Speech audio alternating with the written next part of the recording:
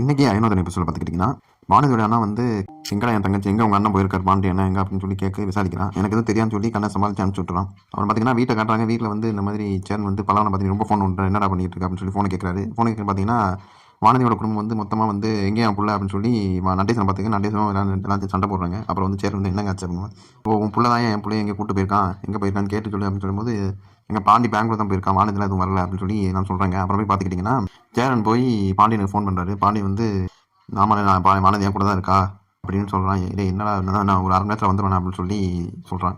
சேரன் போய் அவங்க அம்மாட்ட போய் சொல்கிறாங்க இந்த மாதிரி வானதி பாண்டியன் கூட தான் பத்திரமா இருக்கான் அப்படின்னு சொல்லும்போது வானதி அப்பா அவன் பாண்டியன் கூட இருக்கதான் எங்களுக்கு பயமே அப்படின்னு சொல்லி வானதி அப்பா சொல்கிறாரு. இதுக்கப்புறம் பார்த்தீங்கன்னா காரில் பாண்டியன் வந்து வேகமாக வண்டி ஓட்டிட்டு வரான். வானதி மெதுவாக வண்டி ஓட்டு பாண்டி ஏன் வேகமாக ஓட்டுற அப்படின்னு போது வானதி கடுப்பேற்றிட்டே வரா. பாண்டியன் இந்த மாதிரி பாட்டு போட்டுக்கிட்டு இந்த மாதிரி பண்ணும்போது இப்போ உனக்கு யார் மணி அக்கறை இல்லை எல்லாம் வந்து நீ உனக்கு உன் சந்தோஷம் தான் முக்கியம் அப்படின்னு சொல்லி திரும்பி பாண்டியன் சொன்னதே சொல்லிட்டு இருக்கான்.